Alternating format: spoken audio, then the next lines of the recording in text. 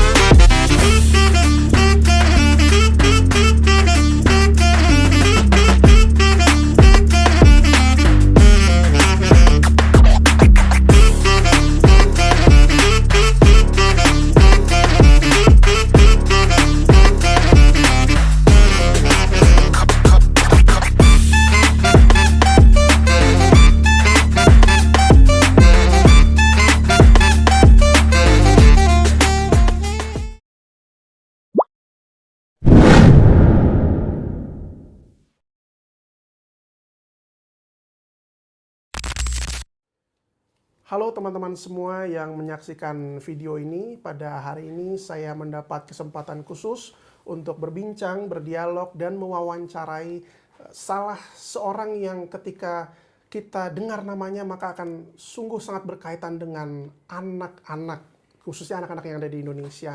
Siapa lagi kalau bukan Kak Seto Mulyadi. Iya, baik. Selamat sore. Ya, selamat Terima sore. kasih atas waktunya, dan pada wawancara kali ini kita akan membahas banyak mengenai anak muda Indonesia dan juga kaitannya dengan Sumpah Pemuda yang kita peringati pada tanggal 28 Oktober. Ya. Pertama-tama mungkin boleh diceritakan kenapa bisa nama Kak Seto itu sangat berkaitan erat dengan anak-anak? Iya, memang peristiwanya itu terjadi sekitar 55 tahun yang lalu. Oke. Waktu itu saya melihat tayangan di televisi, itu ada acara Taman Indria di TVRI yang diasuh oleh seorang ibu bernama Ibu Kasur. Nah, beliau sudah saya kenal dari majalah, dari beberapa media cetak. Ada Ibu Kasur, ada Pak Kasur. Nah, itu namanya sebetulnya Pak Suryono, tapi waktu muda dipanggil Kak Sur. Kak Sur, lalu setelah beliau dewasa, akhirnya kok Kak Sur, udah nih, akhirnya digabung. Pak Kak Sur, tadi akhirnya Pak Kasur. Nah, istrinya namanya Ibu Kasur, begitu. Nah, waktu itu saya menghubungi ke TVRI, saya datang, petugasnya bilang, oh Bu Kasur tidak bekerja di sini, hanya mengasuh acara setiap sore hari saja. Silakan datang ke Cikini, ke rumah beliau. Nah, saya datang ke sana, saya mengetuk pintu waktu itu siang hari, jam 1:30, yang membuka pintu Pak Kasur. Lalu saya bilang, saya waktu itu sebagai masih pengangguran ya di Jakarta waktu itu karena gagal kuliah. Lalu saya sampaikan kepada Pak Kasur, Pak, saya ini calon mahasiswa UI, namanya calon kapan-kapan maksudnya. Karena setiap saya cari kerjaan kok susah sekali. Lalu saya bilang gitu, oh ya baik, kenapa? Saya ingin menjadi pembantu Bapak. Pokoknya membantu kegiatan apapun juga, baik Pak Kasur maupun Bu Kasur, nggak usah digaji Pak. Saya bilang, saya betul-betul kerja sosial. Oh baik, nanti sore datang ke Taman Situ Lembang, sebuah taman di wilayah Jakarta Pusat. Ada danaunya Situ Lembang namanya. Jam 4 sore ya, baik. Pas sore hari saya datang, lalu saya bilang, Pak, saya yang tadi siang datang ke rumah Bapak. Oh baik, yang calon mahasiswa UI ya? Iya. Mudah-mudahan dalam hati, mudah-mudahan saya betul-betul diterima di UI nantinya gitu. Akhirnya dikenalkan, siapa Dik namanya? Nama saya Seto Pak. Nah, ibu-ibu mulai sekarang saya punya asisten baru. Kita panggil Kak Seto.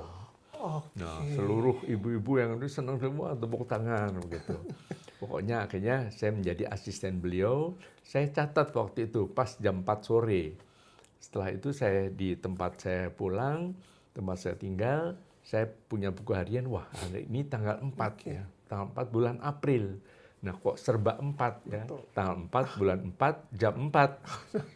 Ya sudah, akhirnya saya jadikan kenangan ini hari pertama pengabdian saya di dunia anak-anak. Oke. Dan terus begitu, itu berapa bulan kemudian tepatnya tanggal 23 September, Pak Kasur sudah sangat mungkin cocok sekali dengan saya.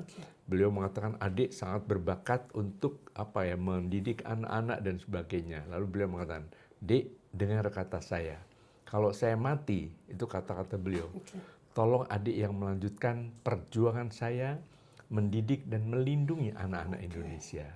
Itu saya catat juga di buku harian saya. Nah, sudah akhirnya itu jadi komitmen saya. Mulai saat itu saya betul-betul fokus pada pengabdian untuk dunia anak-anak. Saya nggak diberi tawaran jabatan untuk jadi beberapa jabatan yang terhormat. Saya bilang, saya sudah dapat pesan dari guru besar saya, Pak Kasur, untuk tetap mengabdi melalui dunia anak-anak. Oke. Gitu. Berarti permulaannya adalah pertemuan dengan Bapak Kasur iya. tadi, lalu Iya. beliau kemudian memberi nama ya, Kak Iya. Seto, panggil saja Kak Seto. Iya. Hingga saat ini masih. Iya. Sampai mertua saya panggilnya Kak juga. Iya. Oke, jadi mungkin itu lebih kepada dimulainya pengabdian terhadap yang tadi sebagaimana Kak Seto sampaikan, pengabdian pendidikan Iya. anak-anak gitu Dunia ya. pendidikan anak-anak, ya. Nah, kalau kita bicara 55 tahun yang lalu dan sekarang itu pasti mempunyai gap yang cukup jauh ya, dan perkembangannya pun luar biasa. Bagaimana Kak Seto melihat perkembangan yang dari kedua zaman berbeda ini mengenai perkembangan dalam mendidik anak-anak? Iya, memang zaman itu 55 tahun yang lalu, jadi sekitar tahun 70-an itu memang mendidik anak umumnya menuntut anak-anak jadi penurut. Oke. Karena orang tua tidak memiliki saingan. Ya sudah, satu-satunya yang paling aman nurut saja, nurut orang tua udah ikuti. Tetapi berkembangnya zaman itu sudah ada media elektronik, akhirnya juga sampai media digital dan sebagainya, itu informasi banyak sekali. Bukan hanya radio, ada televisi, kemudian juga ada gadget sekarang Iya, ini. betul. Jadi anak-anak sudah mempunyai banyak informasi, Oke. sehingga sumber pengetahuan anak bukan hanya dari orang tua atau guru, Betul. tapi juga dari media sosial ini yang bahkan begitu luasnya. Sehingga zaman sekarang kalau kita menuntut anak harus jadi anak yang penurut, mungkin kita akan frustrasi. Oke. Anak juga akan mudah protes, nggak bener, ya bener, bunda nggak bisa begitu, atau pak guru, bu guru. Jadi akhirnya saya menyimpulkan saat ini mengharapkan anak-anak bukan penurut, tapi anak justru yang mandiri, yang percaya diri, tetapi mampu bekerja sama. Jadi dalam mendidik anak ini ya satu-satunya cara adalah dengan cara berdialog, berkomunikasi secara efektif, bahkan mungkin semacam rapat keluarga lah istilahnya, untuk menentukan apa kegiatannya, besok pagi apa dan sebagainya. Nanti kalau besar mau cita-citanya mau jadi apa. Kalau dulu mungkin lebih mudah, ya udah jadi dokter, insinyur atau guru atau mungkin pengusaha gitu. Sekarang kan banyak sekali pilihannya. Mau jadi artis bisa, mau jadi YouTuber bisa, influencer dan sebagainya begitu. Iya.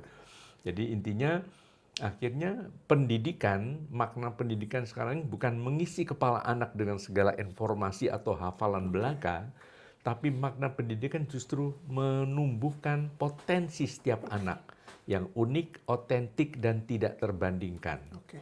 Jadi ibaratnya orang sukses nantinya bukan hanya Einstein, tapi bisa Ronaldo, bisa Mozart atau Beethoven, bisa Michael Jackson, Iya. bisa Pablo Picasso dan sebagainya. Jadi biarannya ya silakan sesuai dengan potensi kalian, minat kalian, dan apa yang betul-betul kalian mampu untuk kembangkan pada setiap diri anak-anak semuanya. Oke. Mungkin yang bisa saya garis bawahi salah satunya adalah menumbuhkan karakter dan juga kemandirian tadi ya. Iya, Nah, betul. kalau kita melihat sekarang ya, anak-anak baik yang remaja maupun yang sudah berkembang dewasa ya, kita melihat bahwa ada satu fenomena juga yang banyak dibahas oleh kalangan orang tua, bahwa ketika mereka sudah memberi keleluasan yang lebih terhadap anak, memberi kebebasan yang lebih kepada anak, nah justru ada momen di mana anak merasa bahwa yaitu mereka dibebaskan sehingga mulailah masuk dalam kecenderungan-kecenderungan negatif. Nah, bagaimana Kak Seto melihat dan juga mungkin upaya apa sih yang sesungguhnya harus dilakukan oleh orang tua agar kebebasan itu tetap diberikan, tapi juga anak itu mengetahui batasan-batasannya. Ya, ya, memang di satu sisi itu anak kan mempunyai 4 hak dasar anak. Ya. Pertama, hak hidup. Artinya jangan sampai dimatikan anak itu. Kemudian kedua adalah hak tumbuh dan berkembang. Lalu yang ketiga adalah hak perlindungan dari berbagai tekanan, kekerasan, eksploitasi, diskriminasi, dan sebagainya. Lalu yang keempat, hak dasar keempat adalah hak berpartisipasi. Artinya dilibatkan dalam berbagai keputusan mengenai anak, baik masa kini maupun masa depannya. Jadi berarti hak didengar suaranya juga. Jadi dalam hal ini ada perpaduan semuanya itu kan, bahwa di satu sisi memang ada hak tumbuh dan berkembang supaya tumbuh dan berkembang optimal. Di sisi lain juga hak perlindungan dari berbagai tekanan-tekanan. Di sisi lain juga hak didengar pendapatnya, tapi didengar pendapatnya melalui suatu komunikasi sehingga arahnya adalah pengarahan anak itu. Lalu kalau di Indonesia kita sudah punya panduan untuk membangun karakter anak-anak Indonesia, yaitu profil pelajar Pancasila. Itu pertama kan akhlak mulia. Jadi betul-betul bagaimana setiap anak ya akhlaknya, etikanya dan sebagainya, sopan santun, hormat kepada guru dan orang tua, tapi juga menghargai teman dan sebagainya. Kedua, kebinekaan global, menghargai perbedaan. Bahwa setiap anak ya apapun juga semua sesuai dengan potensi masing-masing atau latar belakang ekonomi atau sukunya, rasnya itu dihargai masing-masing. Kemudian ketiga adalah gotong royong, kemampuan bekerja sama. Jadi setiap anak juga harus mampu bekerja sama, tidak mau menang sendiri, arogan, sombong, dan sebagainya. Lalu keempat, kemandirian. Jadi tetap juga dibangun rasa percaya dirinya. Nah, kelima adalah kreativitas. Jadi penuh dengan ide-ide kreatif. Dan terakhir juga kritis. Artinya juga berani mengkritisi diri sendiri, hal-hal yang salah, yang tidak benar, yang misalnya diberi kebebasan, lalu semau gue, lalu mau menang sendiri dan sebagainya. Nah, itu dikoreksi, dikritisi. Jadi anak tetap berada pada jalurnya, dengan kreativitasnya akan berarti kemandirian ide-ide masing-masing, tapi tidak bebas sebebas-bebasnya yang melanggar aturan, norma-norma, dan sebagainya. Begitu. Jadi ada beberapa hal mungkin yang saya dapat, menurut saya menarik sekali statement dari Kak Seto, yaitu yang pertama bahwa anak-anak itu bukan hanya untuk masa saat ini, tapi juga untuk masa depan. Ya. Dan itulah yang kemudian mungkin menjadi spirit dalam Sumpah Pemuda dengan 3 semboyan atau 3 isi daripada Sumpah Pemuda itu yang mungkin dapat kita telaah lagi ya, bahwa dulu mungkin tidak ada perkembangan teknologi yang sangat pesat seperti sekarang. Oleh karena itu misalnya untuk mencari sumber belajar, anak-anak akan atau siswa akan mencari buku-buku. Tetapi sekarang dengan adanya AI, lalu juga ChatGPT, maka mereka akan langsung tolong berikan sumber pelajaran. Nah, itu kan juga menjadi salah satu hal yang mengikis kekritisan itu ya. Nah, bagaimana Kak Seto melihat hal itu? Ya, jadi pemahaman nilai-nilai, norma-norma itu mungkin akan terus berkembang atau berubah dan sebagainya, tergantung bagaimana perkembangan zaman yang ada. Tetapi tetap harus ada, ibaratnya ada satu ada satu kerangka yang kokoh begitu. Nah, kerangka ini ya melalui jalur-jalur spiritual, jadi jalur pendidikan agama, tapi juga nilai adat istiadat, budaya dan sebagainya itu yang memagari anak sehingga tetap ada suatu kerangka yang kokoh sehingga tidak kemana-mana, tidak menyimpang kemana-mana. Dan kita tahu bahwa apa ya, kalau dikaitkan dengan Sumpah Pemuda ini Ya. pada 28 Oktober ini yang mungkin bagi para pemuda saat ini itu ada satu catatan yang sebetulnya perlu terus dikembangkan terus, dilakukan terus, yaitu saya sendiri pernah memperingati Sumpah Pemuda, kalau tidak salah tahun 87, itu saya mendapatkan penghargaan sebagai istilah sekarang pemuda pelopor. Oke. Tapi waktu itu disebut orang muda berkarya Indonesia. Oke. Itu sampai waktu itu kebetulan saya pertama kali langsung diberikan oleh Presiden Soeharto. Oke. Nah, setelah itu diusulkan ke dunia internasional, ada Junior Chamber International, itu akhirnya dilombakan para pemuda-pemuda. Saat itu pemahaman pemuda adalah 40 tahun ke bawah ya, sebelum 40 tahun. Itu untuk mendapatkan anugerah sebagai the outstanding young persons of the world. Atau di Indonesia kan orang muda berkarya dunia. Nah, dari 10 pemuda di Indonesia saat itu tahun 87 saya terpilih. Dapat penghargaan diberikan di Amsterdam. Kemudian, nah ternyata masing-masing punya kategorinya kan. Kategorinya tuh masing-masing ekonomi atau dunia usaha atau kedokteran atau apa. Saya justru dunia anak-anak. Karena saya mengajarkan anak-anak saling bersahabat, saling bekerja sama. Nah, itu inti dari perdamaian, sehingga waktu itu penghargaan itu kategorinya contribution to world peace. Jadi sumbangan untuk perdamaian dunia, dan itu semua waktu itu dapat semacam tangan emas begitu, tangan yang memegang kepercayaan dari internasional.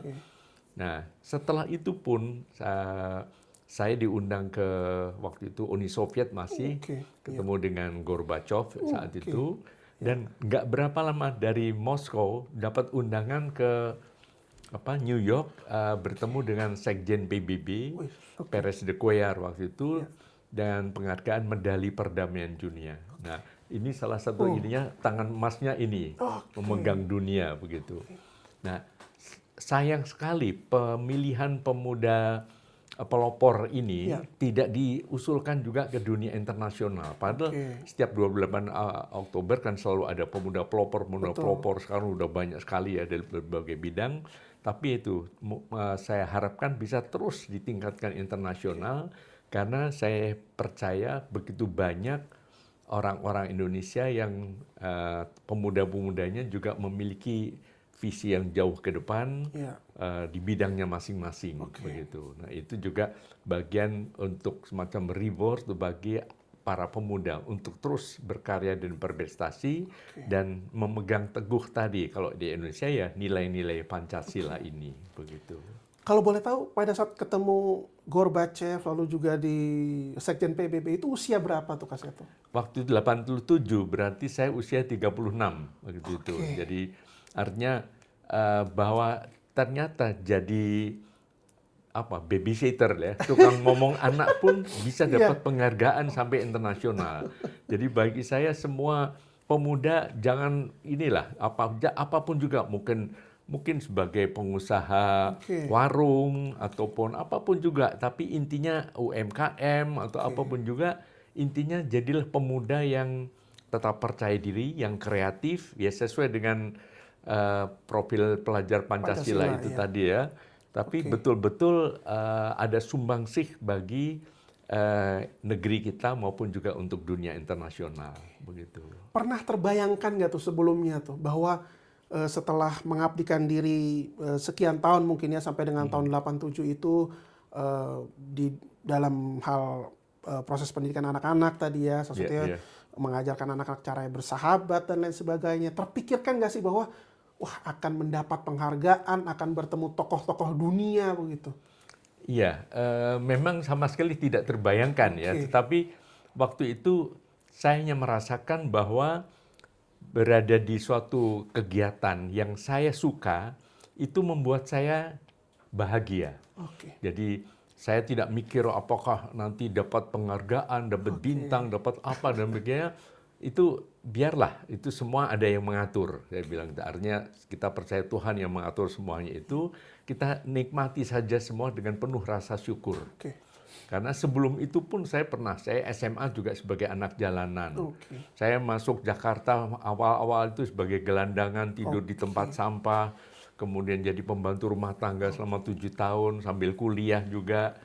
Gitu. Jadi artinya apapun juga disyukuri saja. Itu selalu jadi pegangan, dan ya semuanya Allah Subhanahu wa taala yang mengatur, kita ikuti saja semuanya, tetap dengan menikmati apa yang sudah kita peroleh, dan itu adalah kunci dari kebahagiaan. Gitu. Saya rasa bahwa itu merupakan sebuah inspirasi bagi anak-anak muda ya, bahwa ketika kita berada dalam suatu keterpurukan misalnya, atau situasi-situasi yang tidak mengenakan, gitu kan, banyak anak muda yang langsung kemudian menyerah dan merasa diri bahwa aduh saya udah nggak bisa lagi gitu ya. Tapi Kak Seto membuktikan itu ya, bahwa dengan sempat bekerja sebagai pembantu, lalu juga bekerja sambil kuliah ya, tapi kemudian bisa mencapai apa yang itu saya rasa menjadi salah satu inspirasi ya.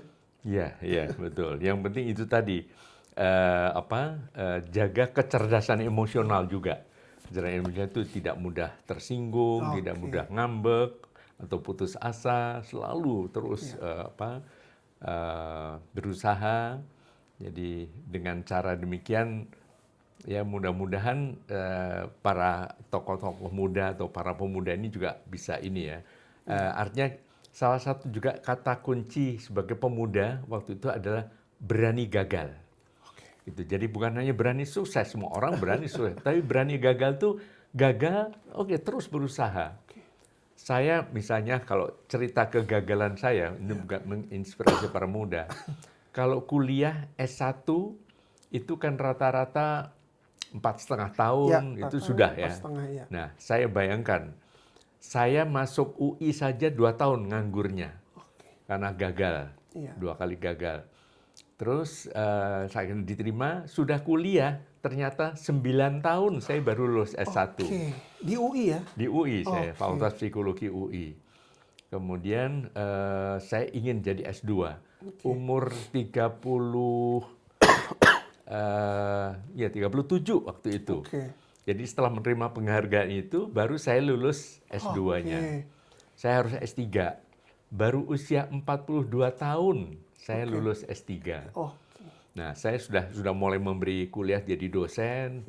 Sudah berkali-kali gagal. Tahun 2007 sudah diusulkan untuk guru besarnya. Terus mundur 7 tahun, 2014, wah sebentar lagi sudah latihan pidato pengukuhan.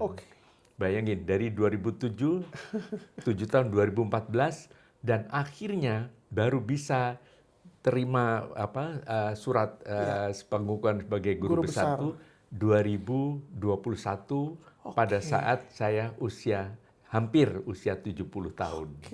Jadi detik-detik terakhir. Tapi ya saya sebagai muslim, alhamdulillah. Jadi penuh rasa syukur saja. Gitu. Jadi 9 tahun di UI ya, S1 berarti ya? Iya. Mungkin sempat ada semacam jokes mungkin ya, bahwa ketika orang yang lama sekali di UI itu kan mereka bilang bahwa masuk UI kan susah, jadi ngapain keluar cepet-cepet. Iya. Bahkan saya sudah dapat gelar MA, mahasiswa abadi. Iya. Nah, satu hal juga Kak Seto yang menurut saya menarik adalah kita banyak mendengar ya, ada slogan-slogan bermimpilah setinggi langit. Karena banyak orang kan bermimpi yang mungkin khalayak ramai itu berpikir nggak masuk akal gitu. Kayak misalnya pengen bertemu atau beraudiensi dengan presiden dari Amerika Serikat misalnya, atau mau ini mau itu, berharap atau bercita-cita mendapat penghargaan dari presiden misalnya, kan ada yang nggak mungkin lah gitu kan. Dan itu menurut saya menginspirasi lagi bahwa satu hal yang penting mungkin harus sesuai dengan passion kita mungkin ya, seperti Kak Seto bilang tadi ya. Betul. Iya, artinya penghargaan itu biarlah akan datang sendiri kalau memang sudah diakui, dan itu saya tidak usah meratap-ratap dan sebagainya. Misalnya setelah penghargaan internasional, penghargaan dari presiden saja dalam bentuk bintang ya, Iya. itu baru saya terima kemarin. Oke. Ini Bintang jasa ya? Bintang jasa, ya, Wow. bintang jasa Nararya. Oke. Itu juga langsung sebagai tokoh pendidikan dan perlindungan anak. Oke. Kemarin saya terima pada waktu 17 Agustus 17 kemarin Agustus di kemarin, istana. ya, Iya, ya. Tapi itu saya syukur ya, alhamdulillah masih. Saya tentu tidak bertanya kenapa nggak dari dulu dan sebagainya gitu. Iya, iya, iya. Jadi intinya apapun juga silahkanlah. Pokoknya toh kita berkarya bukan hanya untuk meminta penghargaan, tidak ya, tapi berkarya untuk memberikan kepuasan bahwa saya hidup ini ada manfaatnya, ada gunanya begitu. Ya, ya itulah kembali lagi harus bersyukur dan juga Iya, betul. menjalani prosesnya mungkin ya. Karena kan Betul. banyak yang berpikiran endingnya kan seperti apa, Iya, iya. lalu juga di puncak nanti akan seperti apa. Tapi mereka sulit untuk menerima proses-proses yang ada itu ya. Betul, betul. Oke. Baik, sebelum kita tutup mungkin ada pesan-pesan untuk anak muda atau ya terkait dengan Sumpah Pemuda dan juga inspirasi dari Kak Seto. Ya, baik untuk anak muda, untuk para pemuda, adik-adik pemuda ya, percayalah pada diri sendiri dan pegang teguh apa yang sudah menjadi komitmen, menjadi cita-cita, perjuangkan semua dengan kreatif, tapi juga dengan berani bekerja keras, tidak takut gagal, selalu bangkit kembali kalau jatuh. Dan kemudian juga yang paling penting adalah untuk meraih cita-cita, jaga kesehatan. Kesehatan bukan hanya sehat badan saja, sehat mental, sehat sosial, dan juga sehat spiritual. Artinya jangan sampai melakukan tindakan-tindakan menyimpang dalam posisi apapun juga, termasuk mencuri, korupsi, dan sebagainya. Tentu itu bukan sehat spiritual. Jadi dengan cara demikian, mudah-mudahan adik-adik remaja, adik-adik pemuda semua bisa terus bertahan menjadi tokoh-tokoh hebat untuk mengisi Indonesia Emas 2045 yang akan datang.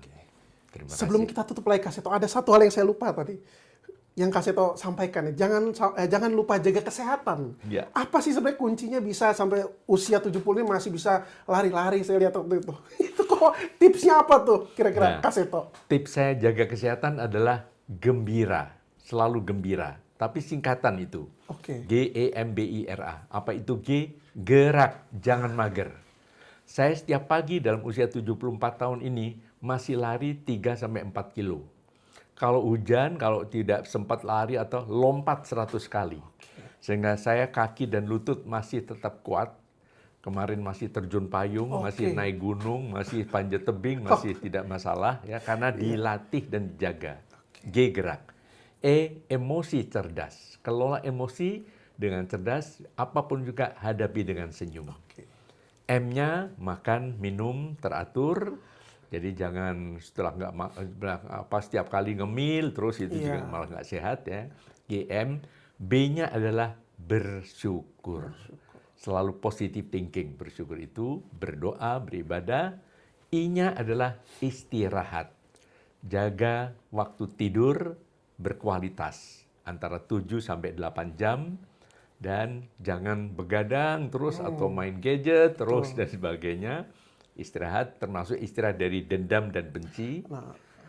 R-nya adalah rukun dalam keluarga, rukun dengan teman-teman semua. Gembira. A-nya adalah tetap aktif berkarya. Sampai kapanpun juga karya-karya Anda ditunggu oleh nusa dan bangsa ini.